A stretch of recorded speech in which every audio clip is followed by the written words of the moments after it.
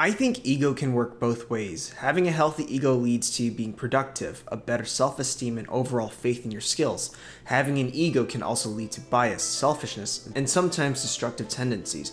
However, there are a lot of people, including highly talented ones, who some will say have every right to have a big ego, would maybe feel like a fraud instead.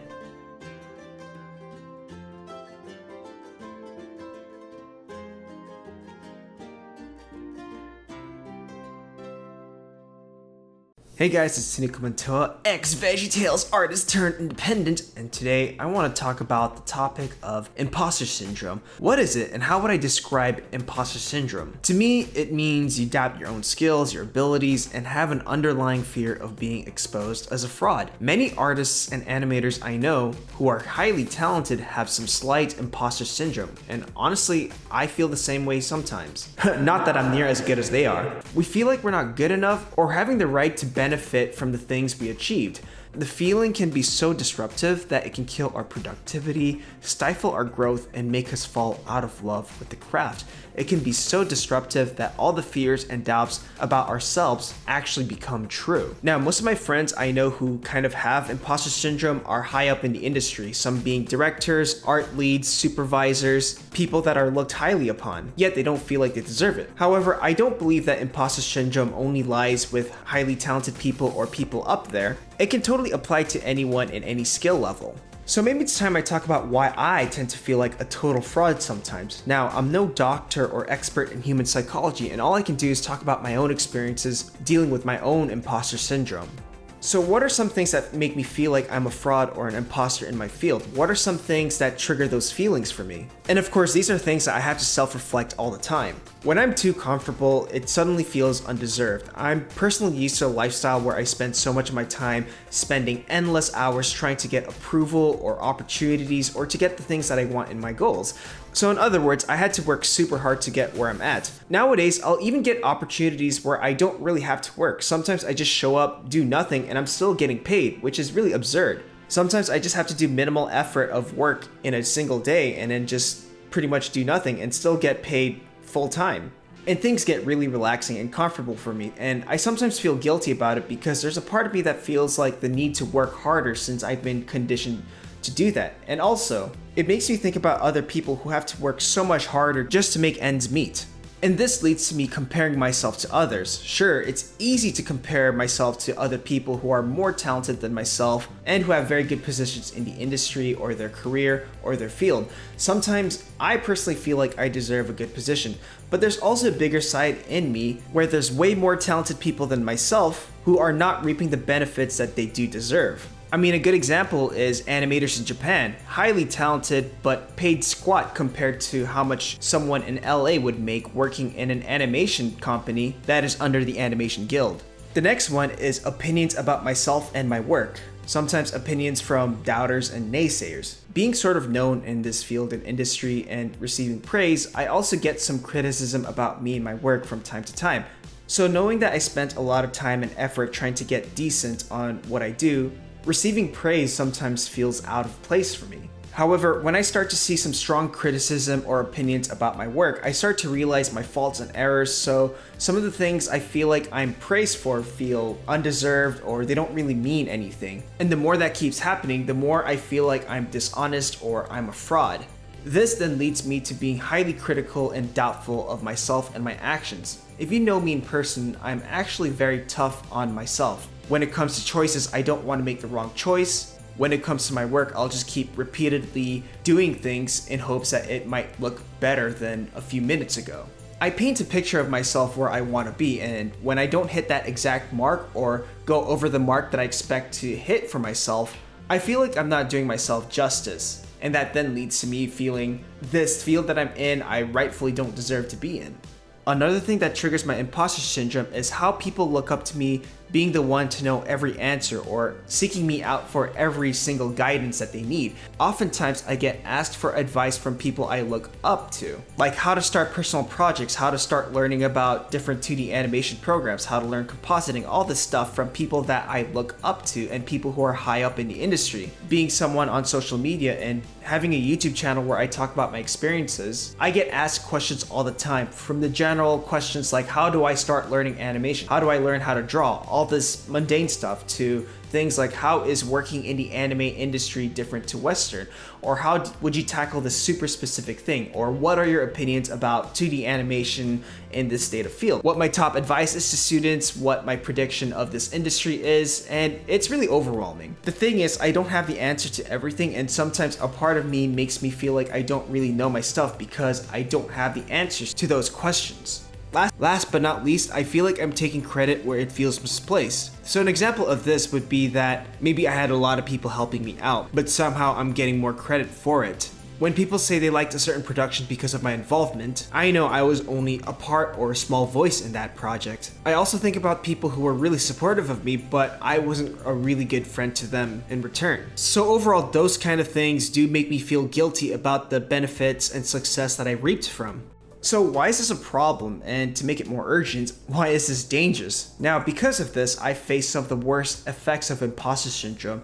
Because I become more doubtful of my own skills and my own work, it made me more fearful of initiating newer projects and ventures. Because of that fear, it killed my productivity, like the drive and motivation for my ventures got lost, and I even had doubts of even going further, like, is this the wrong choice that I'm making? It also led me to set out on great opportunities. When I was handed some opportunities, I just brushed it off because I didn't think that I would do it justice. I would then start to think I'm not worthy, or maybe I'm robbing someone else's future if I would choose this. They could have picked someone much more worth it. The more I fall into these doubts, or the more I linger in these habits, the more it becomes true. And what do I mean by this? Let's say I think I am talented, lazy, lousy, and I condition myself to think this about myself. I start feeling terrible about myself and I feel unmotivated, and this then leads to certain actions of me not being productive. I start to take on habits that make me feel like a lazy, good for nothing, untalented bum. And because I've conditioned myself to think that I'm not good enough, and then I picked up habits that resemble those qualities, I eventually became the thing that I conditioned myself to believe. Now, the remedy to this isn't as simple as thinking positive thoughts, or thinking that you're the best or you're happy all the time. That's not how human growth works. It's all about recognizing your experiences, what you learned from it, and what you can do to make you revisit those experiences and feelings without falling off the bridge. The first one is just to focus and reflect on your own progression. Whether it's learning, improving, or any personal growth, how are you better than last month? If you didn't feel better than last month, reflect to why that is and start thinking about what are some things you could focus and work on. The only thing you have control over this whole industry or this whole career or this field is really just yourself. The next is just to work with what you're given, what your circumstance is, and to prevent yourself from overthinking about everyone else's circumstance. So let's say you got a great opportunity handed to you, but you know there are other talented people that deserve it more than you do. You know what, maybe that's the case, but the opportunity and blessings happen to land on your feet. It is overall your decision and your job to do the best you can with that circumstance. So let's say you were offered a pretty good role on a certain production or team. Now ultimately it's your choice to take that opportunity or not. And if you are always curious about what that opportunity was like, and if you really wanted to do it, you saw something really good about it, I would say just take it. And also acknowledge that they saw a potential in you. They saw you as a great candidate. And if you just acknowledge that they saw something in you, and the emphasis that they saw something in you, that could make you see value within yourself. And the only thing you can do is make the best out of it. The next thing that I would say is know that you don't have every answer or knowledge at your hand, and that is totally fine. It isn't our role to have a full understanding of our field or the knowledge that we have. Know that when someone asks you for an advice that you don't really have an answer to, that's okay. Maybe there's someone better that can give that advice. Now, when I teach or when I give advice, I usually talk about how I would personally go about things. I would give multiple perspectives, different points of views, and how one could look at things. If there was a topic that I didn't personally know about, I would go out of my way to learn about it or seek someone that has a better understanding of that said topic, and maybe forward people to that individual instead. The next thing I would add is stop expecting things to be fair. We all know that the world isn't fair. Sometimes things work in your favor and sometimes it doesn't. If you worked hard to get to where you're at, acknowledge that you worked super hard. If you didn't work as hard but you knew some people because of connections, understand that was an advantage that you had. Recognize the blessings you had and recognize the things that you didn't have and how you had to deal with that stuff. Some of my coworkers never went to art school, while others had a legacy within the industry because their parents were already involved with the industry. Some took a whole degree of animation school while forming connections, while others just took a workshop class and got the skills needed for the industry. Some people had limited choice in the matter, like myself, because I had to deal with visas. But at the same time, I was able to afford for a degree at the time. So basically what I'm trying to say is everyone got to where they're at with different circumstances. Now, what are you willing to do with the present moment? Sometimes I personally feel like less of a fraud when I find ways to give back to the community. Maybe it's sharing knowledge, resources, information, or supporting artists in need. I feel like less of a fraud or an imposter when I start contributing to things, helping a community out, doing and making cool things together. It reminds me that we're all in this together. It's not just about me worrying about my imposter syndrome or worrying if people think I'm a fraud. And the more we're all in this together, the less we have to prove each other otherwise. Now, the last one that I'd love to share is people's expectations of you are not your responsibility. The simple advice I have is just to be the type of person you see yourself thriving to be rather than being someone you think people will look up to.